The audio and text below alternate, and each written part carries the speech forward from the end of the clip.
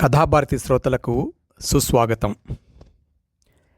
కథాభారతి ప్రస్థానం నేడు ఒక విశేషమైన మైలురాయిని చేరుకుంటుంది. సుమారు 4 ఏళ్ల క్రితం వారానికొక కథ చొప్పున మొదలుపెట్టిన కథాపఠనం నేడు ద్విశతక స్థాయికి చేరుకుంది. ఈ స్థాయికి చేరుకోవడానికి కారకులు అనేకులు. ముందుగా రచయితలు వారి వారి కథలను చదివి ఈ మాధ్యమం ద్వారా ప్రపంచం నలుమూలలకు తెలుగు కథను చేరేలా కథాభారతి విన్నపాన్ని మన్నించి నా ప్రయత్నాన్ని ప్రోత్సహిస్తున్నందుకు అనేక కృతజ్ఞతలు. తరువాత శ్రోతలు అభిమానంతో వింటూ వారి వారి ప్రోత్సాహ పలుకులను ఆత్మీయంగా తెలియపరుస్తూ కథాభారతిని ఒక విశేష స్థానంలో చూడాలన్న వారి అభిలాష నాకు ఆయువు పట్టు. అలాగే ఆడియోలను తెర వెనుక ఉండి చక్కగా అమర్చి శ్రోతల ముందుకు వీడియోలుగా తీసుకువస్తున్న కథాభారతి సాంకేతిక బృందానిది బృహత్ ప్రయత్నం. కథాభారతి యొక్క విశేషమైన ఈ మైలురాయికి శ్రోతలకు కూడా ఒక చక్కని అనుభూతిగా మిగల్చాలనే ఆశయంతో పెద్దలు సీనియర్ కథా రచయిత అయిన శ్రీ రాజా రామ్మోహన్ రావు గారిని సంప్రదిస్తూ 152వ కథ మీ చేదోడు, 176వ కథ మీ ఒదుగు అయ్యాయి, 200వ కథ కూడా మీది అయితే బాగుంటుంది అన్న నా అభిలాషను వ్యక్తపరిచినప్పుడు మా గురువుగారి కథ చదువుదురిగాని అని భమిడిపాటి జగన్నాథరావు గారి అడుగుజాడల్ని కథాభారతి మైలురాయికి ప్రతిపాదించారు. వారి ఉన్నత హృదయానికి జోహారులర్పిస్తూ వారి గురుభక్తికి శిరస్సు ఒగ్గి హృదయపూర్వకంగా కృతజ్ఞతలు తెలుపుకుంటూ ఈనాటి కథాపఠనం. కథలోకి వెళ్లే ముందు ఈ కథ గురించి శ్రీ రాజా రామ్మోహన్ రావు గారు విశ్లేషణా వ్యాసం రాస్తూ మిసిమి పత్రికలో ప్రచురించడం జరిగింది. ఆ వ్యాసం నుండి కొన్ని భాగాలు. రాయటం కన్నా ఎక్కువగా చదవటమే ఇష్టం అని చాలామంది అంటుంటారు. కానీ తన 88 ఏళ్ల జీవితాన్ని అలాగే గడిపిన చదువరి రసపిపాసి భమిడిపాటి జగన్నాథరావు గారు. ఆయన రాసినవి 32 కథలు, కొన్ని వ్యాసాలు, రివ్యూలు. కానీ చదివినవి వందల వేల రచనలు. రచనలోని అన్ని ప్రక్రియల పట్ల ఆయనకి అభిమానమే. చదివిన వాటిలో మంచిని ఆయన గుర్తుపెట్టుకునేవారు. అది రాసిన రచయితని వెతికి పట్టుకుని ఆయన గ్రహించిన మంచిని మాత్రమే ఎంతో స్ఫూర్తిదాయకంగా చెప్పేవారు. ఆ రచయిత దాంతో హుషారుగా మరిన్ని రచనలు చేసేవాడు. అంతటితో జగన్నాథరావు గారు ఊరుకునేవారు కాదు. ఆ రచయిత సాహితీ గమనాన్ని పరిశీలిస్తూ ఆ నడక ఓ దారికి వచ్చాక సంతృప్తి పడేవారు. అలా అజ్ఞాతంగా ఎందరో రచయితలకి దారిదీపం అయ్యారాయన. ఎందరో రచయితల్ని మంచి రచయితలుగా తీర్చిదిద్దిన అజ్ఞాత గురువు. దుర్భిణిలోంచి చూసినట్టు చూసి కొత్త రచయితల్ని పట్టుకునేవారు. ప్రోత్సహించి మరింత మంచి దారిన నడిపించేవారు. దానికి నేనే ఉదాహరణ. ఎన్నో గొప్ప కథలు రాసిన జగన్నాథరావు గారు ఆయన కథల గురించి ఆయన మాట్లాడింది అరుదు. ఎంతసేపు మంచి కథ, మంచి రచన అన్న ఇతర రచనల ధ్యాసే. జీవితం పట్ల ప్రేమ, మనిషి పట్ల ఆదరణ అవి ఆయన నిర్దిష్ట లక్ష్యాలు అంటారు ప్రఖ్యాత రచయిత విహారీ ఆయన గురించి. జగన్నాథరావు గారితో కొన్ని గంటలు గడిపితే ఆయన్ని, ఆ సమయాన్ని ఎన్నటికీ మరువలేం. అంతదాకా నిగూఢంగా తమకే తెలియకుండా ఉన్న బలమైన జీవశక్తులు తమలో మేల్కొనడాన్ని గమనిస్తాం అంటాడు శ్రీ వాడ్రేవు చినవీరభద్రుడు. సాహిత్యపు వెలుగులాంటి ఆయన గొప్ప కథలు రాశారు. వాటిలో మరింత గొప్పది అడుగుజాడలు కథ. ఆంధ్ర సచిత్ర వారపత్రిక ఫిబ్రవరి 7వ తారీఖు 1964 సంవత్సరంలో అచ్చయింది. అంటే 60 ఏళ్ల క్రితం నాటి అపురూప కథ. ఇప్పటికీ ఆ కథలోని వాక్యాలు, భావ వ్యక్తీకరణ, వస్తు సాంద్రత అనితర సాధ్యం అనిపిస్తాయి. ముఖ్యంగా ఆ దృష్టికోణం, తాత్విక గాఢత ప్రతి రచయితకి ఓ పాఠం లాంటివి. ఈ కథ ప్రధానంగా కేరళ అయ్యరు అతని కుటుంబానికి చెందినది. కానీ దాని పరిధి చాలా విస్తృతమైనది. మానవ జీవితపు ఓ కొత్త కోణాన్ని ఆవిష్కరించిన కథ. ఇక కథలోకి వెళదామా? అడుగుజాడలు. భమిడిపాటి జగన్నాథరావు గారు. రోహిణీ కార్తె ప్రవేశించి 3వ రోజు. పొద్దుట నుండి వేడిగాలి మొదలై 9 అయ్యేటప్పటికే వడగాలి ఎక్కువై ఎండ నిప్పులు చెరిగేస్తోంది. ఇంటి దగ్గర 10ంటికి బయలుదేరి సాయంత్రం 4ంటికి రాజమండ్రి చేరుకున్నాను. స్టేషన్కు వెళ్లేటప్పటికీ నాకు కావలసిన బండి సిద్ధంగా ఉంది. కొవ్వూరు టిక్కెట్ కొని బండిలో కూర్చున్నాను. గోదావరి స్టేషన్లో జనంతో బండి నిండు గర్భిణిలా బయలుదేరి గోదావరి వంతెన మీద మంద్రంగా బరువుగా అడుగులు వేస్తోంది. జనం గోదావరిలో రాగి కాసులు విసురుతున్నారు. కిటికీలోంచి తొంగి చూశాను. గోదావరి ఎండిపోయి పెద్ద పెద్ద ఇసుక మేటలు వేసింది. దూరాన నీళ్లు ఆకుపచ్చగా కనిపిస్తున్నాయి. గాలి వీచి చదునుగా క్రమంలో మెరిసే రేణువులతో ఇసుక తిన్నపరుచుకుంది బద్ధకంగా. ఎండపడి ఇసుక బంగారు పొడిలా మెరుస్తోంది. ఉన్నట్టుండి నా చూపు నిలిచిపోయింది. ఆ ఇసుక తిన్నెలో అడుగుజాడలు. ఎవరో నాకు తెలియని వ్యక్తుల చిహ్నాలవి. ఆ జాడలు నా చూపు నిలిపివేశాయి. అవ్యక్తమైన వాంఛతో నా మనసు నిండిపోయింది. ఆ వాంఛ నాకు అనుభవమవదు, కానీ నా మనసంతా ఆవరించుకుంది.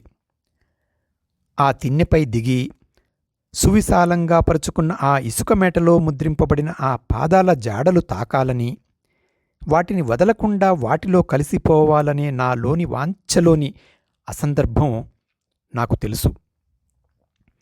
కానీ నాలో ఆ కోరిక మధురంగా నిలిచిపోయింది. మన కోరికలన్నీ తీరవు. పచ్చటి వరిచేల మీద పడుకుని ఆడుకోవాలని, ఎత్తైన పర్వతాల మధ్య గుహల్లో తిరుగాడాలని, నీలపు సముద్రపుటంచులు తాకాలని ఈ వాంఛలు తీరనివే. కానీ ఆ కోరిక మనని వీడదు. మనసంతా పొంగిన పాలలా ఆవరించుకుంటుంది. అందుకోలేకపోయినా ఊహలను మనసులో నిలిపి జోకొడుతుంది. మానవుడు ఆ మత్తులో హాయిగా నిదురించి మేల్కొని వాస్తవలోకంలో పడతాడు. బతికి మేల్కొన్న ఘడియల కంటే ఆ మత్తే అతనికి ఉత్సాహాన్నిస్తుంది. అందుకోలేని ప్రకృతి, అర్థం కాని అంది అందని జీవిత లక్ష్యం, ఇవే అతని మనుగడకు పునాది.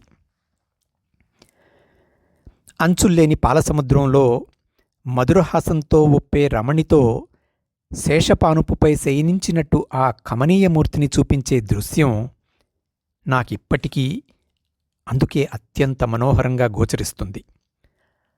ఆ భావన గొప్పది. దానిని మానవుడు అందుకుని అనుభవించలేకపోవచ్చు. కానీ అలాంటి ప్రశాంతమైన, నిర్వికారమైన, నిశ్చలమైన అనుభవం కావాలని మనసు కోరుతుంది. లభ్యం కాదని తెలిసినా నిరాశ లేదు, నిస్పృహ లేదు. కొవ్వూరులో రైలు నిలిచింది. బస్టాండ్కొచ్చాను. లాస్ట్ బస్సు అందింది. జనం అప్పటికే కిక్కిరిసి ఉన్నారు. ఉక్క తగ్గలేదు. బస్సు కదిలేసరికి బస్సు పాలవిల్లిలా తయారైంది. లోపల ఊపిరాడ్డం లేదు. అప్పుడప్పుడు కాస్త గాలి, అదైనా వేడిగా తగులుతోంది. దూరాన మబ్బులు పడి కొండలు నీలిరంగులో ఆవరింపబడున్నాయి. సూర్యుడు కొండ కిందకు దిగిపోతున్నాడు. కోపంతో ముఖం కందగడ్డలా చేసుకుని మేఘాల అంచులు రక్తవర్ణంతో మెరుస్తున్నాయి. ఆ కాంతుల్ని అందుకుని వాటి అంచున నిలబడగలిగితే ఓ గంటసేపైన తర్వాత జనం తగ్గారు. చుట్టూ చీకటి, బస్సులో రొద, ఇంకా వెచ్చగా వీస్తున్న గాలి. దూరాన పొలాల్లో మిణుగురు పురుగులు భూమి మీద నక్షత్రాల్లా మెరుస్తున్నాయి. కొండలు చీకట్లో కలిసిపోయాయి. నేను వెళ్ళవలసిన ఊరు చేరడానికి ఇంకా ఓ గంట పడుతుందిట. నా గుండెల్లో రాయి పడింది. ఆ రాత్రప్పుడు ఆ కొత్త ఊళ్ళో ఎక్కడికి వెళ్ళను? పొద్దుట నుండి ప్రయాణంలో వడగాలితో విసుగెత్తిపోయింది.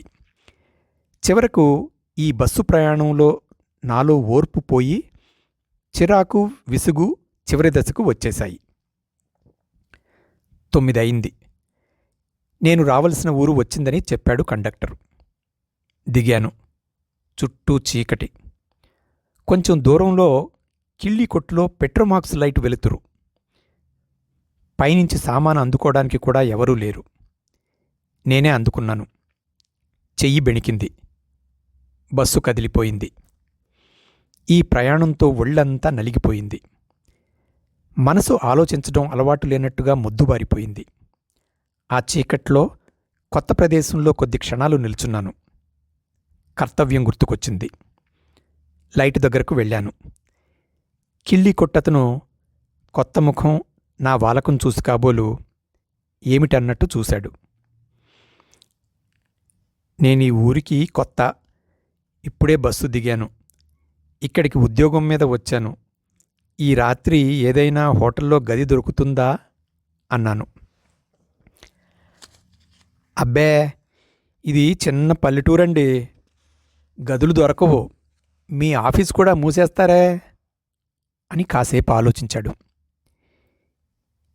ఇక్కడ అయ్యర్ హోటల్ ఉంది. అక్కడ భోంచేయండి.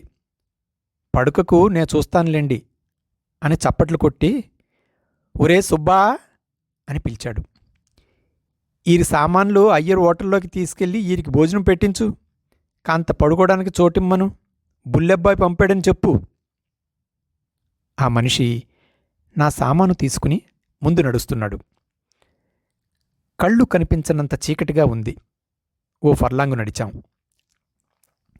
జాగ్రత్తగా నడండి బాబూ, ఇక్కడ కాంత లోతు అన్నాడు సుబ్బన్న ముందు కడుగేస్తూ. అలాగే అంటూ జారి పడబోయి తప్పించుకు నడిచాను. అయ్యరుగోరు. చీకటికి కళ్ళు అలవాటు పడ్డాక ఆ ఇల్లు గడ్డితో నేసిన ఇల్లని తెలిసింది. ఒక పక్క వాటాలో లాంతరు తీగకి వేళ్లాడుతోంది. పక్కనే పెద్ద త్రాసు కిరాణా కొట్టని చెబుతూ. ఆ పక్క నుండి ఓ ఆడమనిషి వచ్చి ఎవరూ అంది.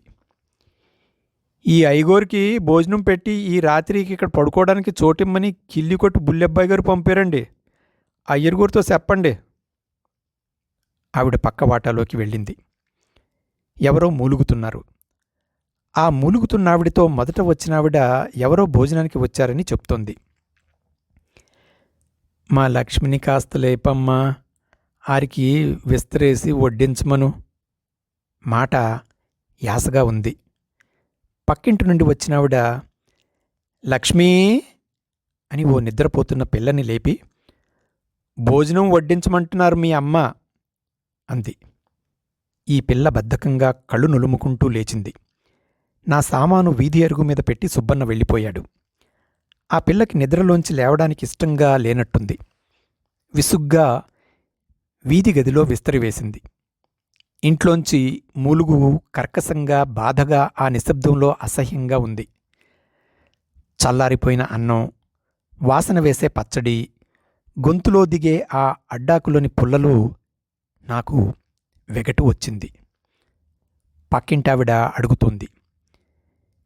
ఏమండి పిన్నిగారు, కాలినొప్పి తగ్గలేదా? ఈవేళ ఇంకా మోపు చేసి మరీ బాధగా ఉందమ్మా ఆ మూలుగుతున్నావిడ చెప్తోంది. నాకు వడ్డించే పిల్ల మజ్జిగ పోసి వెళ్ళి పడుకుంది. ఆరికి పెరుగు పోసావా? వంటింట్లో గూట్లో ఉంది అని యాసతో ఆ మూలుగుతున్నావిడ లోపలి నుంచి కేకేసింది. ఆ పిల్ల విసుక్కుంటూ గొణుగుతూ లేచింది. అక్కర్లేదు అని లేచి చేయి కడుక్కున్నాను. పైన పక్క వేసుకున్నాను. నిద్ర పట్టడం లేదు. ఆ నిశ్శబ్దంలో లోపలి నుండి మూలుగు వికృతంగా ధ్వనిస్తోంది. ఆ మూలుగు, దోమలు, గాలి బిగిసిపోయి ఆ రాత్రి నాకు నరకం కనిపించింది. మర్రోజు ఆఫీస్కు వెళ్ళి జాయిన్ అయ్యాను. ఆ రోజే ఓ వాటా అద్దెకి తీసుకున్నాను. ఊరు చాలా చిన్నది. ఆ హోటల్లోనే భోజనం చేస్తున్నాను. ఆ 9 ఏళ్ల పిల్ల లక్ష్మి నాకు రోజూ వడ్డిస్తోంది. ఆ మూలుగుతున్నావిడ అయ్యరు భార్యని. నేను వచ్చే క్రితం రోజునే అన్నం వారుస్తుంటే గంజి కాలిమీద పడి బొబ్బలెక్కి బాధపడుతుందని తెలిసింది. 4 రోజులు పోయాక ఓ రాత్రి భోజనం చేసి వీధి వసారాలో స్టూలు మీద కూర్చుని సిగరెట్టు కాల్చుకుంటున్నాను. నా ముందు పిలకతో, ఎర్రని కళ్లతో, ఎత్తుపళ్లతో మురికి ఓడుతున్న పంచెతో నిలుచున్న అతను నాకేసి చూస్తూ,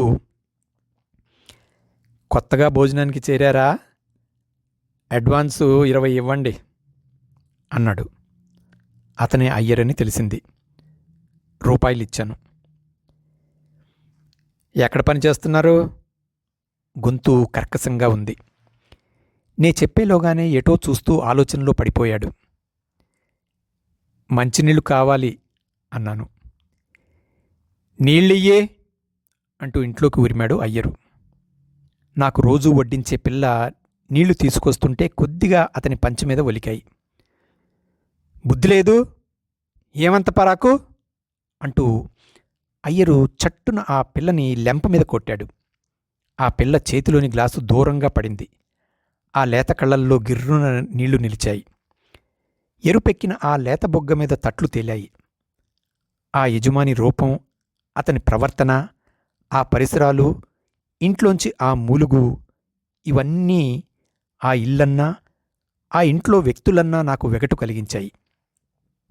ఆ హోటల్లోనే భోంచేస్తున్నాను. అయ్యరు భార్య కొంచెం తిరగగలుగుతోంది. నా భోజనం వాలకం, ఏదీ ప్రత్యేకంగా అడగకపోవటం గమనించిందనుకుంటాను. లక్ష్మితో చెప్పి రోజూ పెరుగు పోయించేది. ఆ పిల్ల లక్ష్మి దిగులుగా తిరుగుతూ ఇంట్లో పనంతా చేసేది. ఆ విషయం కొట్టొచ్చినట్టు కనపడేది. అయ్యరు ఆ పిల్లని చీటికీ మాటికి అకారణంగా కొట్టేవాడు. ఏదో కారణం కల్పించి ఆ పిల్లని పిలిచి బాధించేవాడు. ఆ రోజు రాత్రి అయ్యరు భార్య వడ్డిస్తోంది. అయ్యరు ఎందుకోగాని దుమదుమలాడుతూ ఇంట్లోకొచ్చాడు. లక్ష్మి ఆ రోజు కూనిరాగం తీస్తూ గుడ్డపీరికలతో తాటాకు బొమ్మకి అలంకరణం చేస్తోంది. అయ్యరు దూకుడుగా నడుస్తూ వచ్చి ఆ పిల్ల తాటాకు బొమ్మని తొక్కేశాడు. బొమ్మ ఆకారం పోయి తప్పడగా అయిపోయింది. ఆ పిల్ల నా బొమ్మ అని దీనంగా చూస్తోంది బిక్కమొహంతో. అంతే. అయ్యరు తట్టు తేలేట్టు ఆ పిల్లని కొడుతున్నాడు. భోంచేస్తున్న నాకు అమితమైన బాధ కలిగింది. కూచోలేకపోయాను. చట్టున లేచి వెళ్ళి, ఇంకొక్క దెబ్బ పడిందంటే ఊరుకోను అన్నాను. నా కంఠం నాకే కఠినంగా ధ్వనించింది. ఏమనుకున్నాడో అయ్యరు సణుగుతూ వీధిలోకి పోయాడు. పక్క తలుపు దగ్గర వెక్కి వెక్కి ఏడుస్తున్న ధ్వనివైపు నా దృష్టి మళ్ళింది. తెల్లచీరతో ఓ 25 ఏళ్ల పడుచు గొంతులో కొంగు కుక్కుకుంటూ ఏడుపు దిగమింగుకుంటోంది. ఆ ఇంటిలో ఆమెనింతవరకు నేను చూడలేదు. ఆమె నుదురు విశాలంగా, బొట్టు లేకపోవడం చేత కాబోలు మరీ విశాలంగా ఉంది. ఆ పెద్ద కళ్ళు కన్నీళ్లతో నిండాయి. ఆమె నన్ను చూసి బెదిరినట్టుగా పక్కకి తప్పుకుంది. ఆయనదంతే పిచ్చి కోపం బాబూ. భోజనం మధ్యలో లేచారు, కూర్చోండి, పెరుగు పోస్తాను అంది అయ్యరు భార్య. నాకిక తినాలనిపించక రానని చెప్పాను. నా మనసంతా కలతబారిపోయింది. మీరు భోజనం పూర్తి చేయకుండానే మధ్యలోనే లేచారు. ఇక్కడికి హోటలు మార్చాక భోజనం కూడా సరిగా పెట్టలేకపోతున్నాం అంటూ అయ్యరు భార్య నొచ్చుకుంది. మునుపు ఈ ఊళ్ళోనే ఇంకో చోట ఉండేదా మీ హోటలు? ఆమె కాసేపు ఏం మాట్లాడలేదు. తర్వాత, మా రాత బావుండలేదు బాబూ. అంతా చక్కగా జరిగిపోయేది. మా ఇల్లు కాలిపోయి ఇలాంటి అవస్థ పడుతున్నాం అంది. ఇల్లెందుకు కాలిపోయింది? ఆమె కర్మ అన్నట్టుగా నొసటి మీద చేత్తో రాసుకుంది. ఈ ఊరొచ్చి 5 ఏళ్ళయింది బాబూ. ఎక్కడా కలిసిరాంది ఈ ఊళ్ళో కాస్త నిలదొక్కున్నాం. ఏదో కాలం గడిచిపోతుంది. సొంత ఇల్లు కూడా గడ్డితో నేసినదే అనుకోండి, కట్టుకున్నాం. 6 నెలల క్రితం భోజనం హోటల్తో పాటు కాఫీ హోటల్ కూడా పెట్టారాయన. ఈ ఊళ్ళో అప్పటికే 2 కాఫీ హోటళ్లున్నాయి. వాళ్ళకి ఇష్టం లేదు ఈ పోటీ. కాఫీ హోటల్ మూసేయమని కొంతమంది చేత చెప్పించారు. ఈయన వినలేదు. ఈయనదంతా పట్టుదల. లాభాలు కూడా వచ్చాయి. నెల్లాళ్ల క్రితం ఓ రోజు రాత్రి ఈయన వాళ్ళు మాట అనుకున్నారట. అంతే. ఆ రోజు అర్ధరాత్రి ఇల్లు కాలిపోతుంటే మెలకువ వచ్చి చూసుకుంటే అంతా పూర్తి అయిపోయింది. ప్రాణాలతో బయటపడ్డాం. సంపాదించి దాచుకున్న కొద్ది సొమ్ము కాలిపోయింది. చెమటోడ్చి కట్టుకున్న ఇల్లు కాలిపోయింది. సామాను మసి అయిపోయింది. వీధిలో నిలబడ్డాం. ఊరికే అంటుకుంటుందో ఎవరైనా అంటించారో నిజం ఆ భగవంతుడికే తెలియాలి బాబూ. ఆమె కంఠం రుద్ధమైంది. ఆమె దుఃఖం నాకు అర్థమైంది. వాళ్ల దేశం విడిచి ఎంతో దూరం పొట్ట కోసం వచ్చి ఎక్కడా కలిసిరాక చివరికి ఊళ్ళో కాస్త పచ్చగా ఉంటుంటే మళ్ళా యథాస్థితికి దిగజారటం ఎంత బాధో ఊహించుకుంటేనే గ్రాహ్యమవుతుంది. రోజూ రాత్రి భోజనం చేసి నేను వీధి వసారాలో స్టూలు మీద కూర్చుని సిగరెట్టు కాల్చుకుంటుండగా అప్పుడప్పుడు అయ్యరు భార్య తమ గాథ చెప్పేది. వాళ్లది తుళు భాషట. కేరళ రాష్ట్రంలో ఉండేవారట. మలయాళం బాగా వచ్చట. ఇలా ఎన్నో సంగతులు చెప్పేది. ఎందుకో ఆమె ఒక్కో సమయంలో కొన్ని విషయాలు నాతో చాలా సన్నిహితంగా చెప్తుండేది. ఆపుకోలేని బాధ ఏదో తనలో ఇమిడి ఉన్నట్లుగా మాట్లాడేది. ఆ రోజు రాత్రి క్యాంపుకు వెళ్ళి రాత్రి 9:30కు భోజనానికి హోటల్కు బయలుదేరాను. అమావాస్య ముందు చీకటి. పక్క దుకాణం తాలూకు కుటుంబం 3 రోజులై పెళ్లికి వెళ్లారు. అంచేత ఆ వాటా నుండి దీపం వెలుగులేక అయ్యరు హోటలు ఆ చీకటిలో కలిసిపోయి ఆకృతి లేకుండా ఉంది. తడుముకుంటూ మెట్లెక్కుతున్నాను. అయ్యరు కంఠం ఆ నిశ్శబ్దంలో వికృతంగా తారాస్థాయిలో పలుకుతోంది. గదిలో అడుగు పెట్టబోయి లోపలి దృశ్యం చూసి ఆగిపోయి వీధి వరండాలోనే నిలుచుండిపోయాను. అయ్యరు వాళ్ల భాషలో ఏదో అరుస్తున్నాడు. నేలమీద దెబ్బలతో సోషిల్లి లక్ష్మి మూలుగుతోంది. పెదిమ పక్కన రక్తం చార మెరుస్తోంది. నేనా రోజున చూసిన ఆ 25 ఏళ్ల పడుచు పరిదీనవదనంతో కట్టెలా ఎదురుగా వంచిన తలతో నిల్చుంది. ఆమె నిర్దేశించి అయ్యరేదో అంటున్నాడు. ఆమె ముఖం చేతుల్లో కప్పుకొని ఏడుస్తోంది. ఇంతలో ఉన్నట్టుండి అయ్యరు నేలమీద సొమ్మసిల్లి పడిపోయిన లక్ష్మిని చేతిలోని కర్రతో బలంగా కొట్టడం మొదలుపెట్టాడు. ఈసారి ఆ పడుచు క్షణంలో పరుగున వచ్చి ఆ పిల్లని వాటేసుకుంది. లక్ష్మిని కొడుతున్న దెబ్బలు మాని ఆమెను ఒక్క ఊపులో పైకి లాగి గోడకు తోసేసి కోపంగా ఏదో అని వీధిలో ఉన్న నన్ను గమనించకుండానే నన్ను తోసుకుంటూ బయటకు పోయాడు. ఓ మూల పిల్లిలా భయంలో ముడుచుకుపోయిన అయ్యరు భార్య జీవోత్సవంలా అయిపోయింది.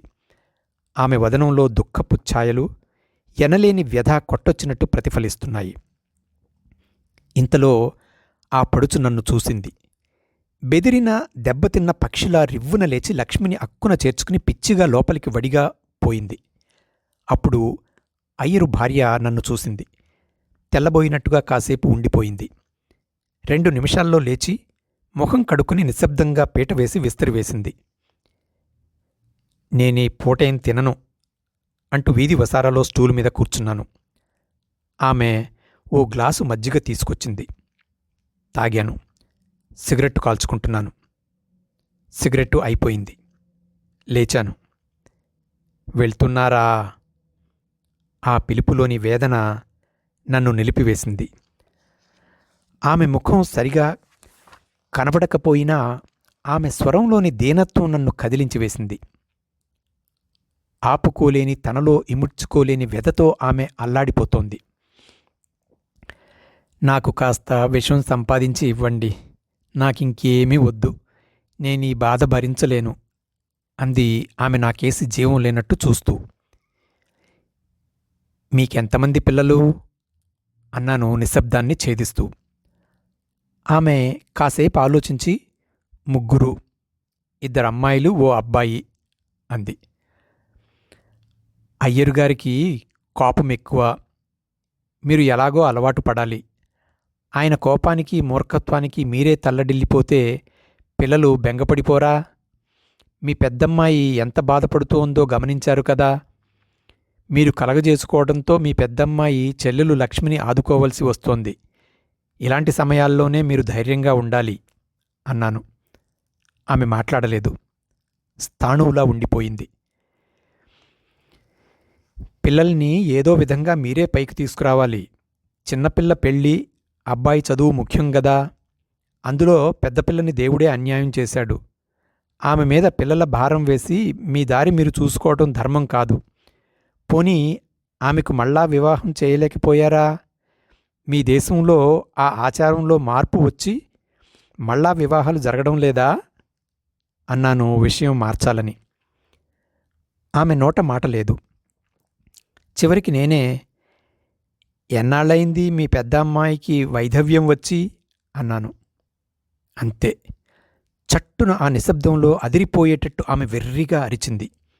అది కేకో, బాధో, ఆక్రోశమో, వేదనో నాకు తెలియదుగాని నా నిలువెల్లా కంపించిపోయింది. ఉన్నట్టుండి ఆమె చేతులు కాదు కాదు అన్నట్టుగా ఊపుతూ గూడు కట్టి ఘనీభవించిన శోకాన్ని ఇక ఆపుకోలేక ఆ చీకటి రాత్రి వెర్రిగా, వికృతంగా, భయానకంగా ఏడవనారంభించింది. ఆమెను ఓదార్చడం సాధ్యం కాని పనని నాకు 10 నిమిషాల్లో తేలిపోయింది. ఒక అరగంటకు ఆమె కన్నీరు కట్టింది. భర్త పోవడం ఆమె తప్పు కాదు, ఆమెకు నిరంతర వైధవ్యం కల్పించింది అంటూ సర్దబోయాను. ఆమె గొంతు పిగల్చుకుని ఎలుగు రాపడిన గొంతుతో అంది, అంత మాట అనవద్దు. మిమ్మల్ని వేడుకుంటున్నాను. మా అమ్మాయి విధవ కాదు. నేనా మాట భరించలేను. ఆ మాట అని నన్ను బాధించవద్దు. ఈసారి నాకు ఆశ్చర్యమైంది. ఆమె తెలివిలో మాట్లాడుతోందా అన్న అనుమానం కలిగింది. మొహాన బొట్టు, చేతులకి గాజులు లేవు. ఆమె వైధవ్యం అనుభవిస్తోందనటం నా తప్పా? నేనేమీ అనదలుచుకోలేదు. అయ్యరు భార్య లేచి నాకు కొంచెం దగ్గరగా వచ్చి కూర్చుంది. నేనిక ఈ రంపపు కోత నాలోనే పెట్టుకుని భరించలేను. ఎన్నాళ్ల నుండో నన్ను దహించి వేస్తున్న ఈ విషయం ఎవరితోనైనా చెప్పుకుంటేగాని నాకిక ఉపశమనం లేదు. ఆ రాత్రి చుక్కలు ఆకాశాన మినుకు మినుకుమంటుండగా ఆ నిశ్శబ్ద వాతావరణంలో ఆమె జీవిత గాథ నాకు చెప్పింది. ఆ గాథలో ఇమిడి ఉన్న కఠోర సత్యం నన్ను దిగ్భ్రాంతిలో ముంచింది. ఆమె అర్ధోక్తిలో ఏడుస్తూ చెప్పింది. ఆ మాటలు గుదిగుచ్చితే ఆమె చెప్పిన గాథ. మాది కేరళ దేశంలో చిన్న పల్లెటూరు. మాకు పెద్దలు సంపాదించింది ఓ 5 ఎకరాలు ఉంది. ఆయన వ్యవసాయం చేయించేవారు. మాకు ఏ విధమైన లోటు లేదు. చుట్టూ కొబ్బరి, పోక మొక్కలతో కనుచూపు మేర పచ్చగా కనుల పండుగగా ఉండేది. మా ప్రథమ సంతానాన్ని ఎంతో అభిమానంతో పెంచి పెద్ద చేశాము. ఆమె బుద్ధిలో, చదువులో చురుకైనది. ఆమె స్కూలు ఫైనల్ చదువుతుండగా మా రెండోవాడు పుట్టాడు. మొదటి నుండి ఆయనకు కుటుంబ గౌరవం మీద గురి ఎక్కువ. చచ్చి స్వర్గాన ఉన్న వాళ్ల తాతగారిని ఏదో నీచంగా అన్నాడని మా పక్కింటి ఆయన్ని కొట్టి కోర్టుల దాకా వెళ్లారు. పట్టుదల, కుటుంబ గౌరవం కోసం వల్లమాలిన తాపత్రయం తప్ప ఆయనలో చెప్పుకోదగ్గంత చెడు ఏమీ లేదు. మా పెద్దపిల్ల అల్లారుముద్దుగా పెరిగింది. ఆయనే దాన్ని పెంచారు. అదంటే ఆయనకు పంచప్రాణాలు. పిల్లని డాక్టర్ చదివిద్దామని ఆయన ఊహ. కుటుంబ గౌరవం మీద ఎంత గురో ఆ పిల్ల మీద అంత అపేక్ష ఆయనకు. ఈ రెండే ఆయన జీవితాన్ని నడిపించేవి. మా పిల్ల చిలకలా పలుకుతూ పెరిగి పెద్దదై చక్కగా చదువుకునేది. అలాంటి పచ్చని సంసారంలో ఉన్నట్టుండి పిడుగుపడింది. ఆయనకు మతిపోయి మానవత్వం మరిచిపోయారు. మా పిల్ల కాలేజీలో చేరిన 2వ సంవత్సరంలో మా ఇంట్లో గొడవలు ప్రారంభం. అన్నీ నే సరిగా చెప్పలేను. మా పిల్లకి 3వ మాసం జరుగుతుండగా నాకంతకు ముందే తట్టిన అనుమానం నిజమని తేలింది. ఆయనకు తెలిస్తే దాని కంఠానికి ఉరిపోస్తారని నాకు తెలుసు. ఇంకో మాసం గడిచింది. దానికో రోజు ఒంట్లో నలతగా ఉంటే నాతో చెప్పకుండా ఆయన ఎంతో ఆదుర్దాతో డాక్టర్ను తీసుకొచ్చారు. డాక్టరు పరీక్ష చేసి వెళ్ళిపోతూ అసలు సంగతి ఆయన చెవిన వేసిపోయాడు. ఆ సంగతి తెలిసిన రోజున ఆయన పడిన వేదన, దాన్ని చూసిన చూపు నే మరువలేను. ఆయన ఎన్ని విధాల అడిగినా, ఎన్ని చేసినా అది ఎవరో చెప్పలేదు. సిగ్గుతో కుంగిపోయింది. తల్లినైన నాతో కూడా అది మనసు విప్పలేదు. ఆయనకు పిచ్చి కోపం బయలుదేరి పెరిగిపోయింది. రోజులు గడిచిన కొద్దీ అందరికీ ఈ సంగతి తెలిసిపోతుందని ఆయన ఆదుర్ద, కుటుంబ గౌరవం మంట కలిసిపోయిందని ఆయన ఆవేదన. ఏమీ చేయలేని ఆ పరిస్థితులలో నా బాధ, చివరకు నాటు వైద్యం చేసి అది తప్పిద్దామని ఆయన ఆలోచించారు. ఆ సమయంలో అలా చేస్తే తల్లి ప్రాణానికే ముప్పని నేను అహర్నిశలు దాన్ని కాపాడి అలా చేయనీయలేదు. ఆ రోజుల్లో ఆయన పిచ్చెత్తినట్టు తిరిగేవారు.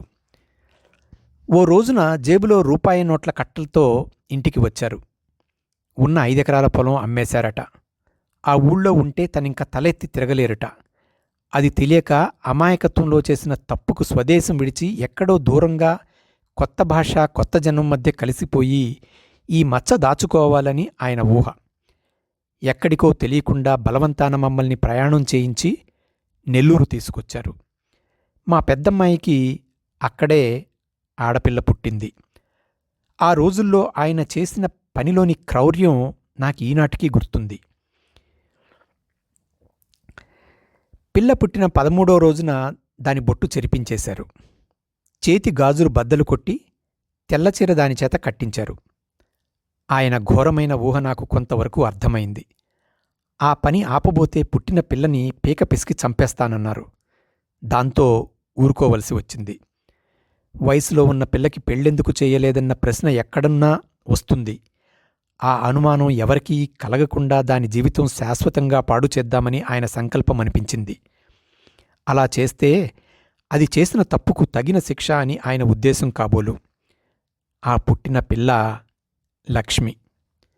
లక్ష్మిని మాకు పుట్టిన పిల్లగానే పెంచాలని, పెద్దమ్మాయి శాశ్వత వైధవ్యం నటిస్తూ తనకి పుట్టిన పిల్లవైపు చూడనైనా చూడకూడదని ఇవి ఆయన ఆంక్షలు.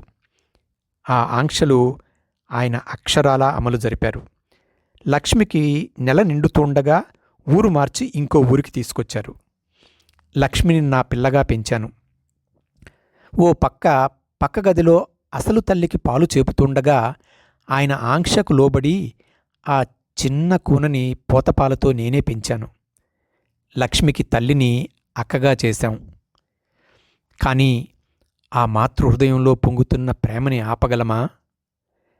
తన దేశం విడిచి తన ఆస్తి అమ్ముకుని పరాయి దేశంలో కడుపు కోసం అన్నం అమ్ముకునే స్థితికి ఆ పిల్ల చేసిన ఆ నేరమే కారణమని ఆయన విశ్వాసం.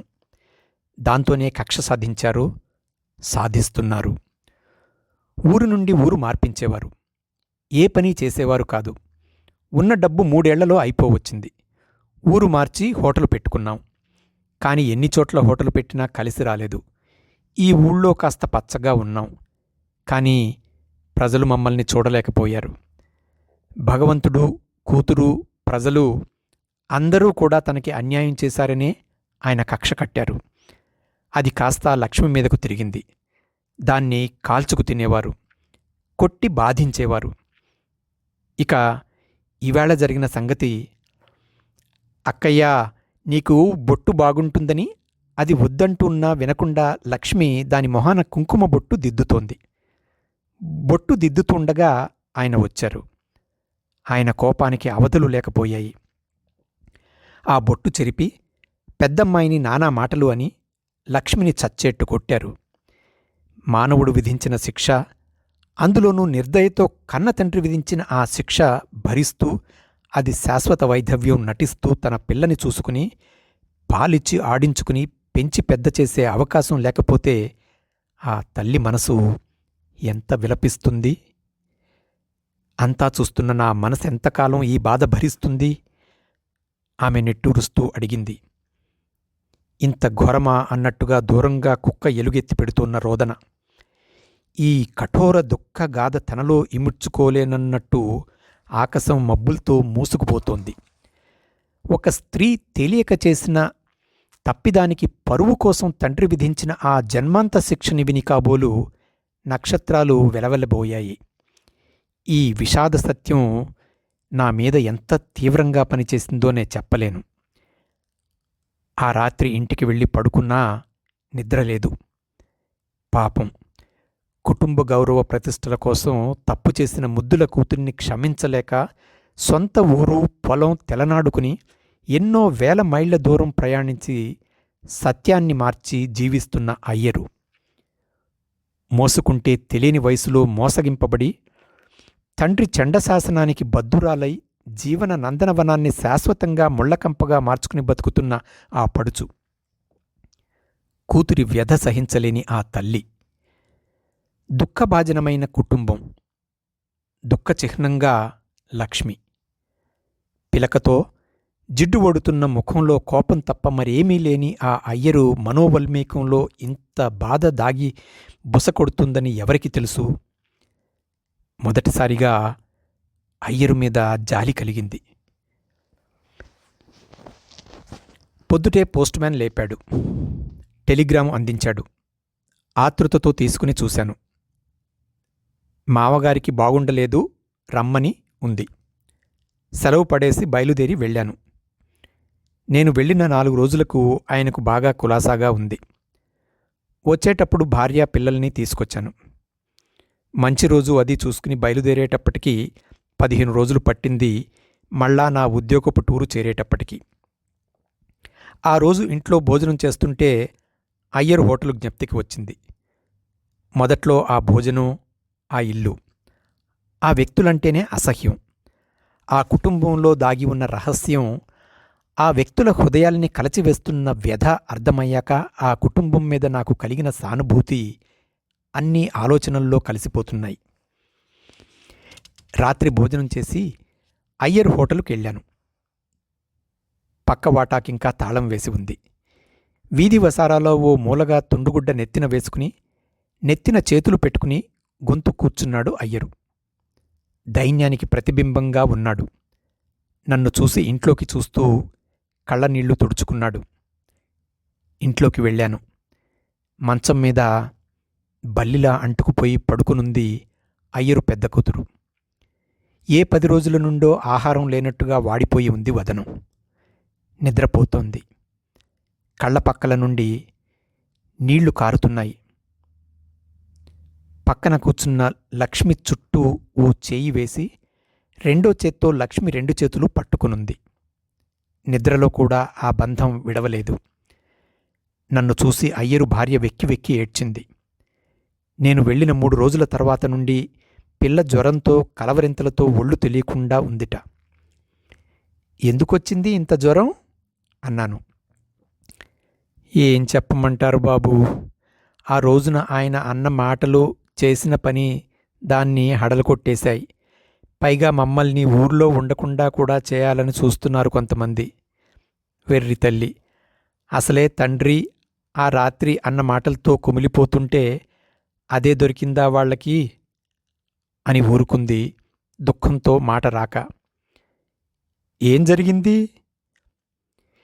వీధిలో వెళ్తూ ఈలలు పిల్ల కనిపిస్తే చెయ్యెత్తి పిలవడం, పనిగట్టుకు భోజనానికి వచ్చి మీ పెద్దమ్మాయిని వడ్డించమనటం, అన్నం అమ్ముకుంటున్నా పరువు అమ్ముకోలేదు కదా బాబూ. ఇవన్నీ చూసి ఆయన పిచ్చి కోపం అన్నీ కలిసి దాని మనసు విరిచేశాయి. ఓ రోజు పెళ్ళున జ్వరం వచ్చి ఏకకలవరింతలు. నాన్నా, లక్ష్మిని ఏం చేయక, తప్పంతా నాది. అమ్మా, నేను మంచిదాన్నని వాళ్లతో చెప్పి గొడవ చేయొద్దని చెప్పు అంటూ ఆఖరికి ఊళ్ళో ఉన్న పెద్ద డాక్టర్ని కూడా రానియకుండా చేశారు. ఆయన 2 రోజులొచ్చి మానుకున్నాడు. ఊళ్ళో ఆచార్యగారి మాత్రలు వాడుతున్నాం. పక్క ఊరి నుంచి మంచి డాక్టర్ను పంపుతానని చెప్పి వచ్చేశాను. పంపాను కూడా. ఆయన రోజూ వచ్చి చూసేవాడు. పరిస్థితి ప్రమాదమేనని కూడా అన్నట్టున్నాడు. నెల్లాళ్లు గడిచిపోయాయి. ఆమె కోలుకుంటోందని విన్నాను. నా ఉద్యోగం, క్యాంపులు, సంసారం వీటివల్ల ఈ మధ్య అట్టే వెళ్ళడం పడలేదు. ఆ రోజు క్యాంపుకు వెళ్ళి బస్సు దిగాను. ఎండ మండిపోతుంది. 12 అయింది. అయ్యరు ఎదురుగా వచ్చి నమస్కారం పెట్టాడు. సెలవు బాబూ, వెళ్ళొస్తాం అన్నాడు. ఏమిటి సంగతి అన్నట్టు చూశాను. ఈ ఊరు విడిచిపోతున్నాం. ఇంకో ఊళ్ళో హోటల్ పెట్టుకుంటాం. ఏ ఊళ్ళో అన్నాను. అన్నాక నా తప్పు తెలిసింది. ఒక ఊరనేమిటి బాబూ, ఏదో ఒకటి మమ్మల్ని కాస్త పరువుగా బతకనిస్తే చాలు. అందరూ వెళ్తున్నారా అన్నాను. ఓ మూలకేసి చూశాడు అయ్యరు. అయ్యరు కుటుంబం అక్కడ కూర్చున్నారు. ఆ పడుచుతో లక్ష్మి నవ్వుతూ దాగుడు మూతలాడుతోంది. అయ్యర్ని చూసి ఆ పడుచు లక్ష్మిని వదిలేసింది. ఇంతలో అయ్యరు వెళ్లే బస్సు వచ్చినట్టుంది. అతను తొందరపడుతూ హడావుడిగా సామానుకేసి పరిగెత్తాడు.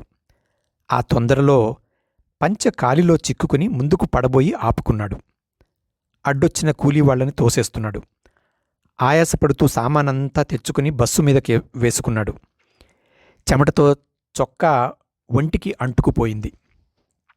భార్యని పిల్లల్ని తొందరగా ఎక్కమని తొందర చేస్తున్నాడు.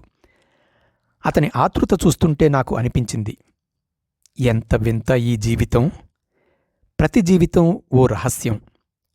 ఆ రహస్యపు గూడులో ఎన్నో ఆశలు, ఆశయాలు, మిగిలిపోయిన కలలు, అందుకోలేని బంగారు ఊహలు, అన్నిటితో జీవితం వింతగా పయనిస్తుంది. కష్టాలకు, అడియాలకు రూపాంతరమైన అయ్యరు జీవితంలో నిత్యం సంఘర్షిస్తూ, ఓడిపోతూ, మనసులోని వ్యధ ఆపుకోలేక కుటుంబాన్ని బాధిస్తూ ముందుకు పోతున్నాడు. దేన్నో వెతుక్కుంటూ. ఎక్కడికో పోయి మళ్ళా కొత్తగా జీవితం ప్రారంభించాలని ఆశ. అలా చేస్తే మాత్రం అతనిలోని బాధ తగ్గుతుందా? అయితే అతడు పోరాడుతూనే ఉన్నాడు. పోరాడి ఏం నెగ్గాలో సరిగ్గా తెలియకపోయినా బస్సు బయలుదేరబోయింది. నాకు నమస్కరించి అయ్యరు బస్సు ఎక్కాడు. అతను నిలుచున్న చోట అతని వికృతమైన పెద్ద పాదాలు ఆ దుమ్ములో అడుగుజాడల ముద్ర వేశాయి. జీవితంలో కనిన బంగారు కలలు మసి అయిపోగా, తాను ఊహించుకున్న పాలరాతి మందిరం చిన్నాభిన్నమై కూలిపోగా, నిత్య జీవితంలో కావలసిన వాళ్లను రాసి రంపాన పెడుతున్న వ్యక్తి విడిచి వెళ్లిన అడుగులవి. అయితేనేం, వాటి విలువ ఎనలేనిది. గమ్యం ఆకళించుకోలేకుండా ఏదో గమ్యానికి పోతున్నామనే ఊహతో ముందుకు పోతున్న నిత్య ప్రయాణికుని ముద్రలు అవి. అతడు నిరంతర అన్వేషి. అన్వేషణ ఫలించడం కాదు ధ్యేయం. కనబడిన దాన్ని అన్వేషిస్తూ బతకడమే ఈ నిరంతర యాత్రికుని తాపత్రయం. మానవుని తాపత్రయం తాలూకు చిహ్నాలైన ఈ అడుగుజాడలు పృథివంతా ఆవరించుకొన్నాయి. అదండి ఈ వారం కథ. భమిడిపాటి జగన్నాథరావు గారి అడుగుజాడలు. ఆ విశ్లేషణా వ్యాసంలో రాజా రామ్మోహన్ రావు గారు చివరిలో రాస్తూ, అడుగుజాడలు కథ ముగింపు అసామాన్యం. నాకు నమస్కరించి అయ్యరు బస్సు ఎక్కాడు. అతను నిలుచున్న చోట అతని వికృతమైన పెద్ద పాదాలు ఆ దుమ్ములో ముద్రలు వేశాయి. జీవితంలో కనిన బంగారు కలలు మసి అయిపోగా చిన్నాభిన్నమైపోయిన వ్యక్తి విడిచి వెళ్లిన అడుగులవి. అయితేనేం, వాటి విలువ ఎనలేనిది. గమ్యం లేకుండా ఏదో గమ్యానికి పోతున్నామన్న ఊహతో ముందుకు సాగిపోతున్న నిత్య ప్రయాణికుని ముద్రలవి. అతడు నిరంతర అన్వేషి. మానవుని తాపత్రయం తాలూకు చిహ్నాలైన ఈ అడుగుజాడలు పృథివంతా ఆవరించుకున్నాయి అన్న ఈ చివరి పేరాతో ఈ కథ విస్తృతి అనంతం అయింది. అయ్యరు మొరటతనం వెనుక ఉన్న అతని అసహాయత, అశక్తత చూడగలగాలి. సంసారం పట్ల వ్యక్తి మమకారం సృష్టి నైజం అని సారూప్యం చేసిన కథ అడుగుజాడలు. పూర్తి జీవిత తత్వాన్ని ఓ కథగా మార్చగలగటం అరుదుగా జరిగే అద్భుతం. జగన్నాథరావు గారి విశిష్ట ముద్ర ఈ కథ.